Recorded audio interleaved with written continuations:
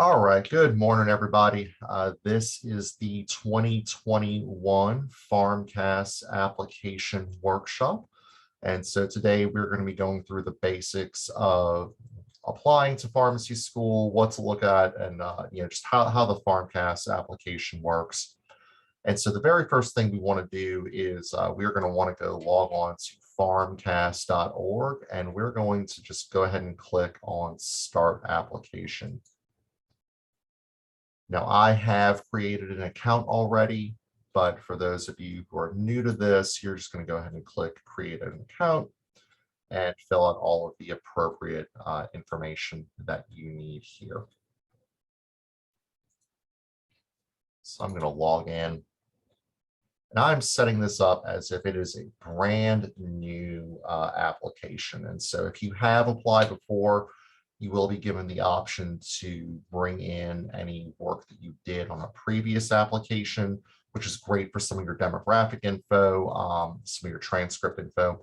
But we're going to just set it up like this is our first one. And so the very first thing you're offered to do is to add and find programs. And so I'm going to go ahead and pick a couple of our more popular programs here. So we, of course, have the University of Louisiana Monroe and Xavier, Louisiana. I just found those by typing in Louisiana in the search bar. A couple of things to think about here is that they do let you know what level of program you're applying for, and most all of them will be a PharmD now. The start year, the city, whether or not the program is accredited or not, and that's a big deal for a lot of reasons. And then also if a program has a priority deadline, so like ULM, their priority deadline was November 1st, but you absolutely still can apply. And then their final deadline here. Now, the final deadlines, I always like to point out, are by just before midnight of that date. So the final deadline would be May 2nd by 11:59 and 59 seconds for both of these programs. But as we go on, I really want to spend some time letting you know that we should really be mentally preparing for a bare minimum of 6 weeks before this deadline listed here, just because it can take PharmCAS up to 6 weeks to review and verify your documents. And when I see a good student, I'm going to define good as 3.5 and higher, who has not been accepted into a pharmacy program, oftentimes I will also see that their application has not been verified, meaning that they likely applied within that 6-week window, not giving PharmCAS enough time to go ahead and review and verify your information. So let's go ahead and we'll add UL Monroe, we'll add Xavier University, and I'll add a couple others. Let's go ahead and add Ole Miss, University of Mississippi here. Their priority deadline is December 1st with a final deadline of, looks like March 1st here. And let's go ahead and throw in, we always have a couple people apply out to Auburn. So their final deadline looks like June 1st here. And that's all that I'll do for now. So we'll go ahead and click on continue. And one really nice thing here is this will tell you how much it will cost for you to apply to all of these programs. And that does change based on how many schools you're applying to. So it's always my recommendation that you really only apply to schools you're definitely interested in applying to. It's also worth looking at, so, University of Mississippi, they've got a deadline here of March 1st, and we're still well within that 6-week period for you to get verified. But if we were coming up on a program that had a priority deadline, say in December, or a deadline in December or January, I might suggest not applying to that school this year. Again, just because it is going to cost you money to do it, and I do worry that we're not going to have enough time to have those applications verified. So again, my safe zone is about 6 weeks before this deadline here. This gives you a nice, good snapshot of everything you're going to need to know. So let's go ahead and continue on to the application. And that's where you will see the main application screen here. What we're going to do is we're going to go look at each one of these different areas during this workshop. And I do want to let you know as well that you've got your CAS ID up here. And if you decide I want to go ahead and look at more programs, all you have to do is click on Add Program, and you can go ahead and add courses from there. We're going to start with the personal information, and this is mostly self-explanatory. The very first thing I like to show off though is the release statement. There is an advisor release, and I really strongly encourage you all to click yes to that. It is your right to say no, and I can't force you to say yes. But by saying yes, you give me some basic information. Where did you apply to? What did your prereqs look like? Who accepted you? Who did not? And that ultimately helps me in advising future students. So the benefit you're getting right now,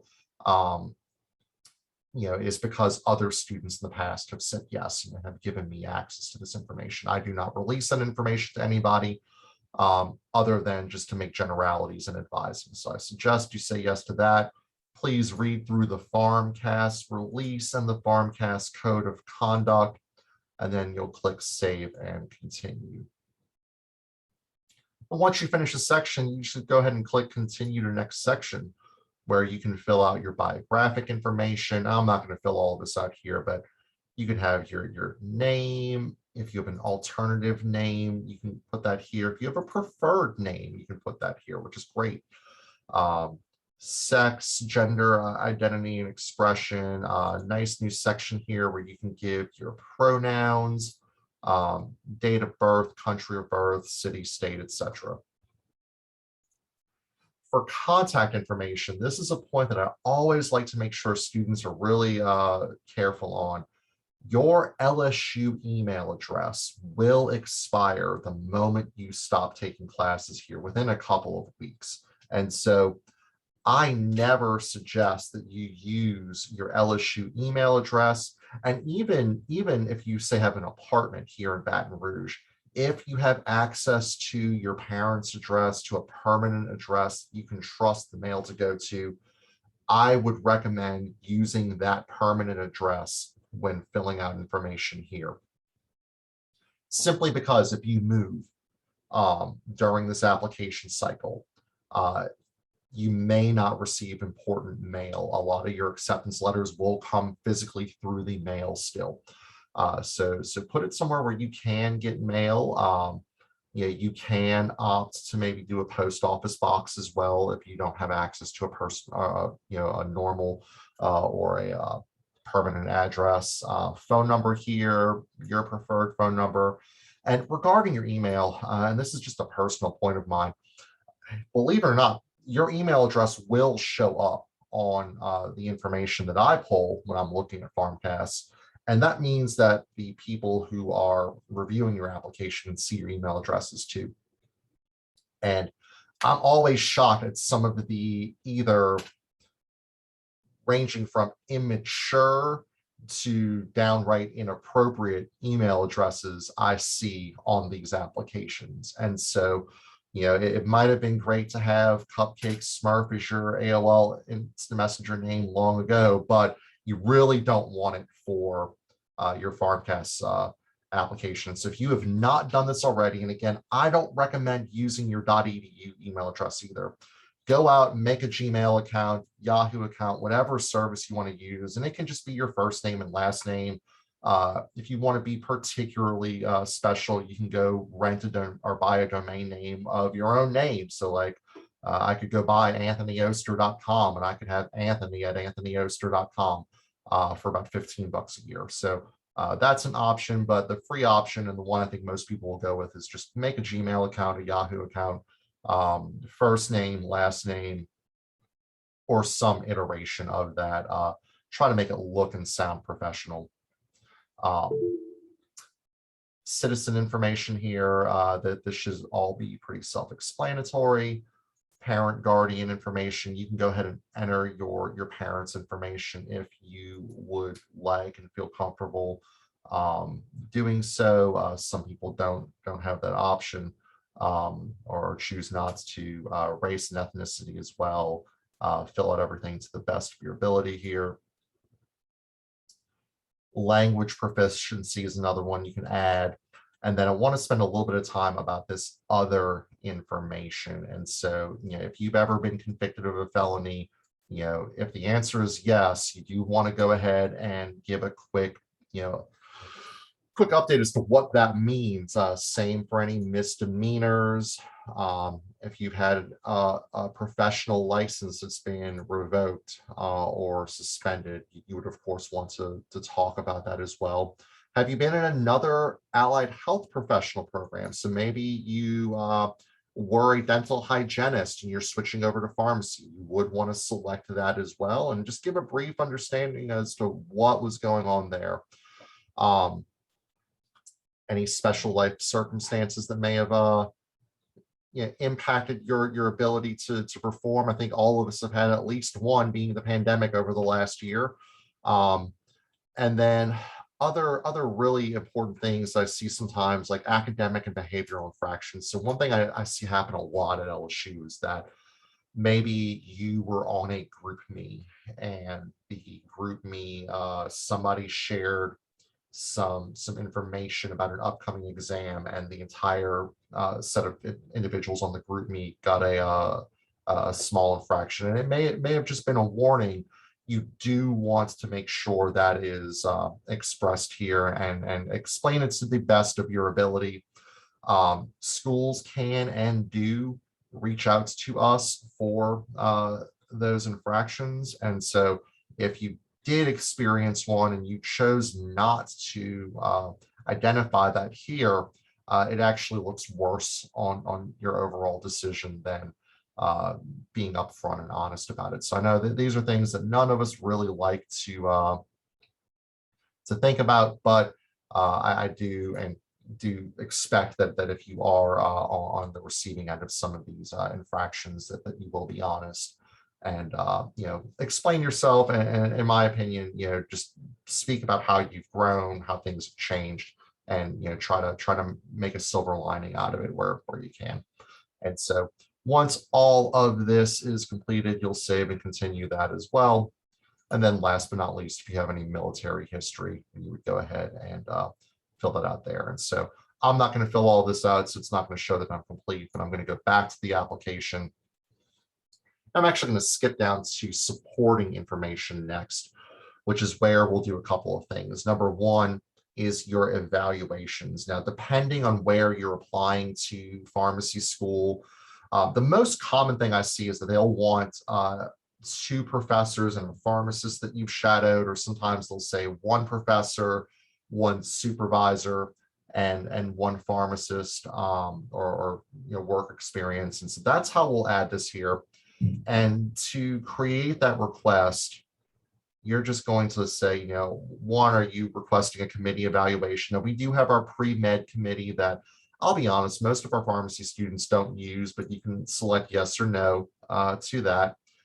If you did do that, you'll put the information of who is writing you that letter, and you can set a due date. So let's just use Ole Miss as an example. Their application is due by March 1st.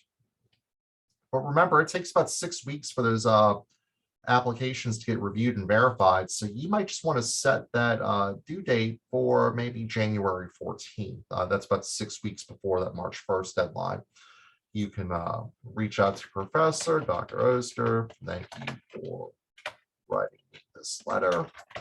Now, I do think that professionally, you're going to, of course, want to reach out to your professor, maybe in person or through email, confirm that they will write you this letter of recommendation before signing them up here on PharmCAS.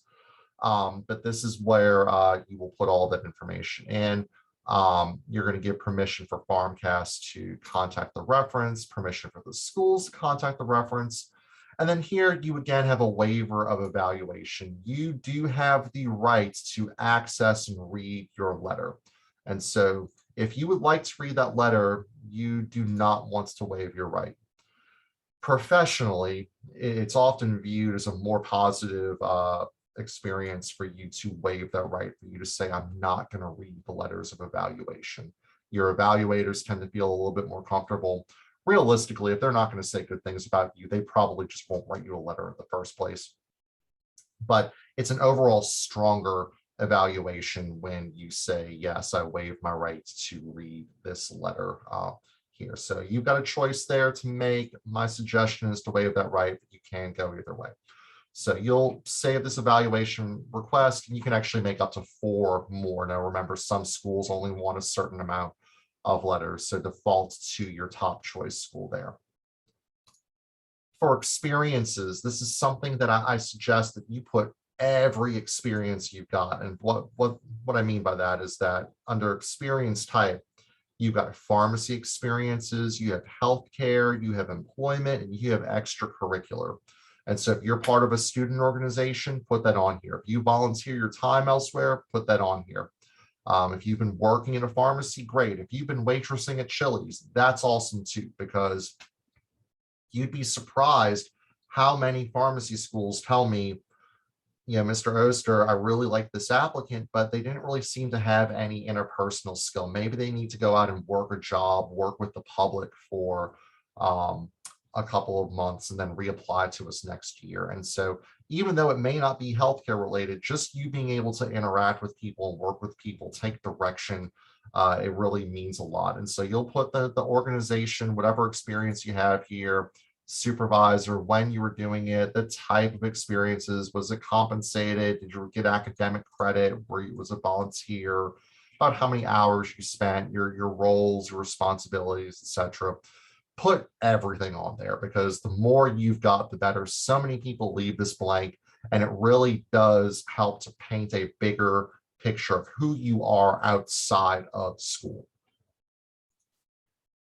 Likewise, for achievements, honors, scholarships, publications, so many people who are on the dean's list or the president's honor roll never state that. And I think that's a really big mistake, that if you've earned those honors, you deserve them.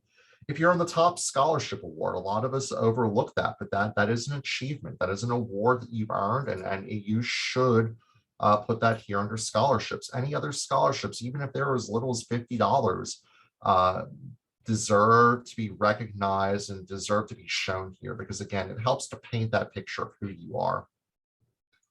Licenses and certifications. So many of us won't have any here, but you may have a farm tech license, or I see a lot of students who, maybe they have just that first aid certification. Maybe they've worked as a lifeguard along the way. Any license or certification, whether it be healthcare related or not, go ahead and list that here. Again, it only helps to build you as an applicant. And then last but not least is your personal essay. And they are going to ask that you type this into this box here. So, you may have already composed your personal essay on a Word document. And what I do caution you about here is this personal essay will be read by every school that you apply to.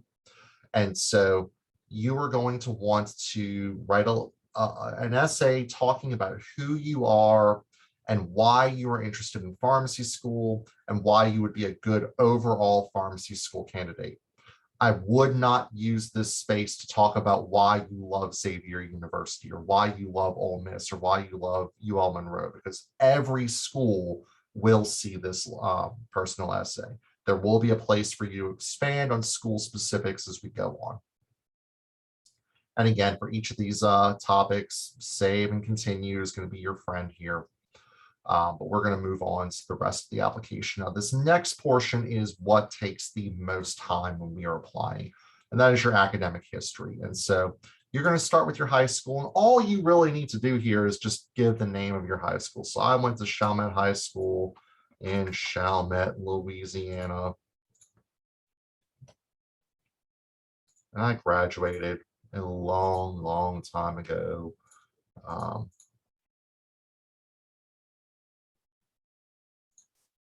So I'll save my school there. And that's all you got to do. There's nothing else you need to edit about that. For colleges attended, we are going to want to put every college we've earned credit from. So if you earned dual enrollment in high school, chances are there was a college or community college associated with that.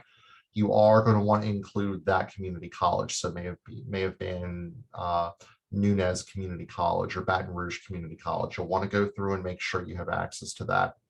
I'm going to just assume we've all only earned credit here at LSU. And where it says, what college did you attend? We can go ahead and start searching for Louisiana State University. I want to show you a small quirk here, and that's that we have both LSU Baton Rouge and LSU A&M College Baton Rouge.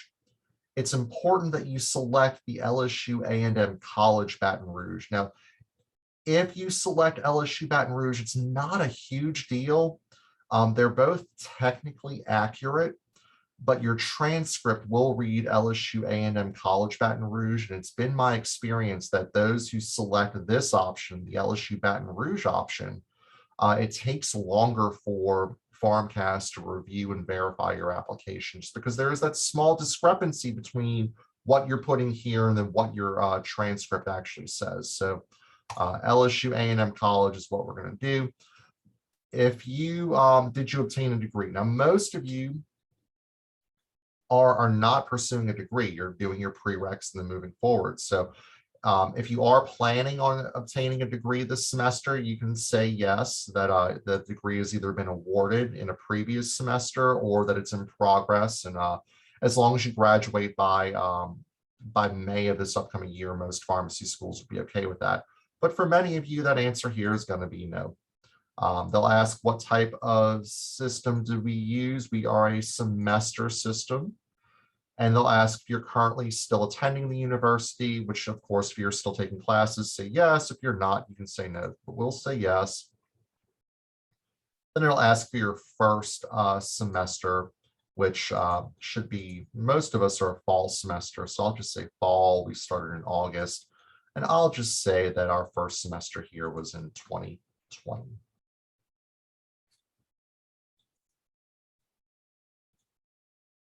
And so from here, we will build out our transcripts. The next thing you have to do is you have to order your transcripts. And so you'll click order here, and LSU uses credential solutions. So we no longer offer a paper transcript to students. So you will have to go through credential solutions, select this, click the visit credential solutions now page. I unfortunately can't go any further than that on this workshop just because I don't have a transcript here, but it'll walk you through the process there. For other schools, if you had dual enrollment or if you had other courses there, check with that school's registrar's office to see if they use one of these 3 services. And if they don't, you can actually print out a transcript request right here. So now I'm just going to say that I will do this later. Your transcripts will not be verified though until you order them. And so we're going to skip ahead to transcript entry. Now you've got 2 options.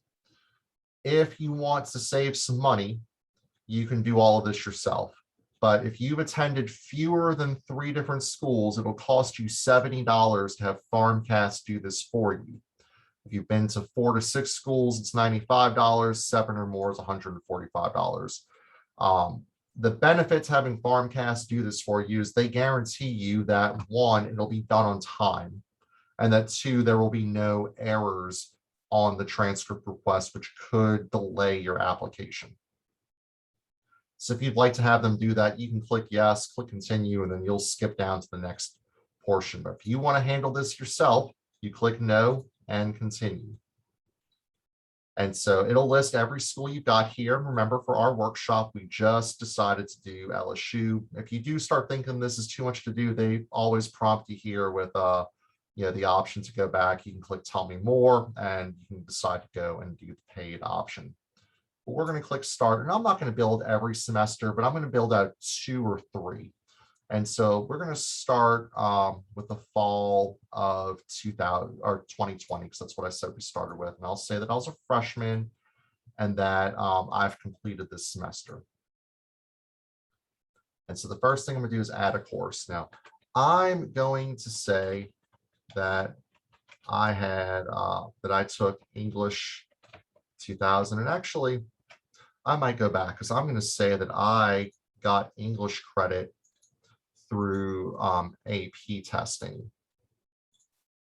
And so we're just going to call this English Composition 1. And I actually want to show you one thing here. For the course titles, there's two sources you can use. Number one would be to go to the LSU student catalog. And you can click on the current catalog, click on course search, and then we can look up each class one at a time. So we'll do English 1001. This lets us know that English 1001 is English composition. So we want that to match up here, which it does. The other option is to go to your My LSU account. So we'll go to lsu.edu. We will click on My LSU. It'll log in. And then under the Student Services tab, you will have a degree audit / college record. Now, mine says administrative because I have administrative access. And you can pull, now yours won't give you the option for a student here, but you can pull up your degree audit, but what you really want is this college record. Now, it may not let me pull this one up, but we'll see. It won't give me permission to do that. But when you click on that, it'll actually bring up every course you've taken like an unofficial transcript. And that will also give you the course title on here. For subject, what I suggest that you do is scroll down and look at each of these schools here. Now, not every school uses this, but University of Mississippi and Xavier University are. Just glance through the things that they're looking at. So like Xavier University says composition and rhetoric. It looks like University of Mississippi doesn't say anything specifically about English or English composition here. I do like to say that, you know, if Xavier was your top choice, I might try to match these up, or at least make sure composition is mentioned here, which it is mentioned in the title. So I think what I'm going to do is I'm just going to call this one English. And there'll be a place where we can match that up later. This was a 3 credit hour class, and you'll be able to see that on your transcript or on your college record. And I'm going to pretend this was AP credit. And so for those, we give the letter P. And then I'll move on here. And let's just say my first semester, I took math 1550. Oops, wrong. 50, which was calculus. Yeah. I'm not going to go through each one and look up the course names, but you should. Just for time here, I'm going to give the basic name. And this would be under mathematics. It's a 5 credit hour class, and I'll say that I made it A-. This one. And let's just say that I took bio 1201. Biology for science majors 1, biology. 3 credit hour class. I'm going to say I made a D- on that one. I'll show you why in a little bit. Let's add the bio 1208.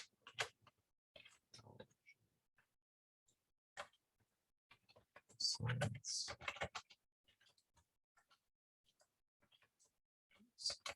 I'm making a lot of typos. Make sure you guys don't make typos.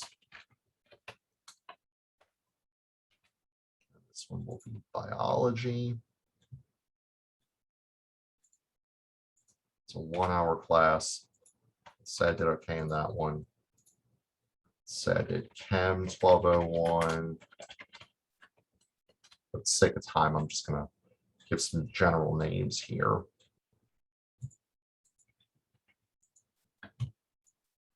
And let's just say I did psychology.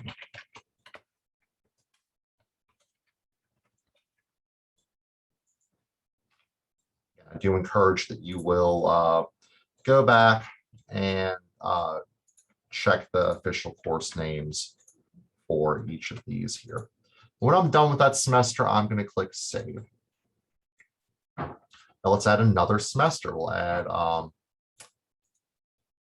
the spring of 20, that would be spring of 2021. I would have still been a freshman, and let's just say I completed that. And we'll say that I moved on, well, let's say I repeated biology here. And biology.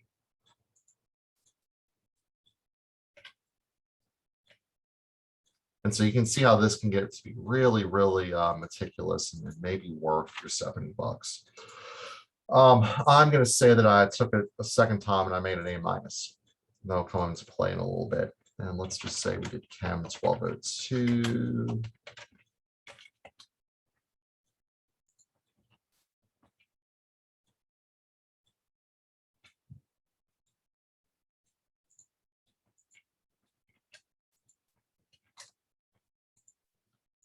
Chem lab. I'm not going to fill out a whole semester here.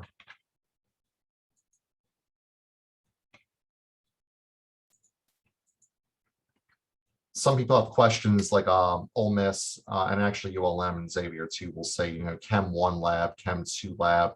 I'll show you how to work that here, but make sure you have the hours that are correct right here. So this was a 2-hour lab. So I'm going to be that one. And let's get one more. Let's just say that I did statistics.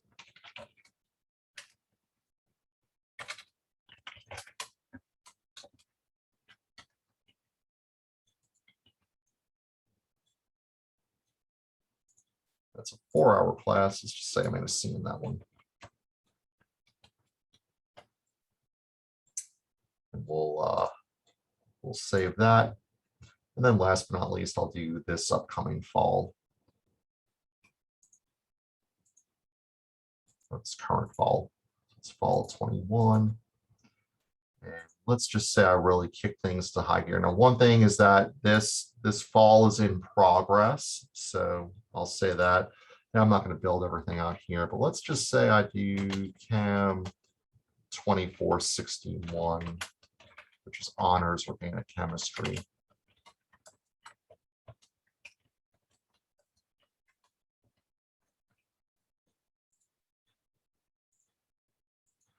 Since it's in progress, I won't be able to give a grade here. And we're not going to do any more. So we'll save that. And then let's just say, you know, we of course have spring semester. So we'll say spring of 22. Obviously, you all will have more classes here. That I would still be a sophomore. And spring, of course, will be in progress / planned. And so let's just say that we do 2462, which is organic.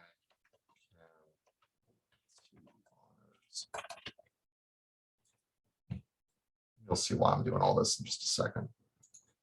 So 3 hours, and you'll go ahead and plug in your upcoming schedule as well. So we're going to pretend that this is everything.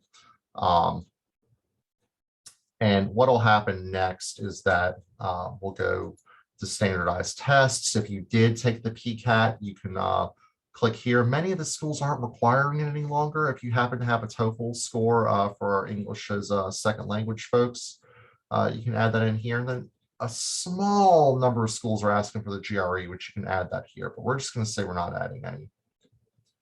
And we're going to go back to the application. And under the transcript entry, it'll ask you to review and finalize your transcripts. So again, I'm going to pretend that mine is finalized.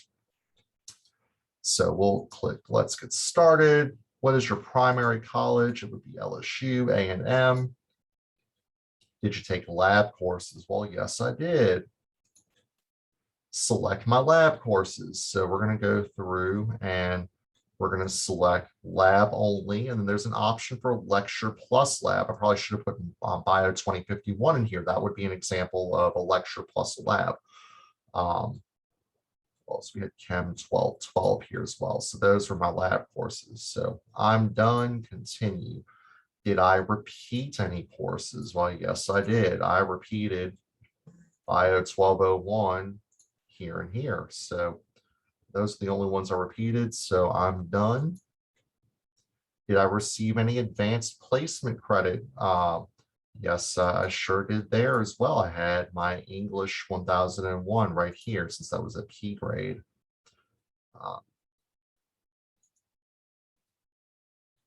Did I receive other? No, I didn't receive any other. Did I have any honors courses? I did.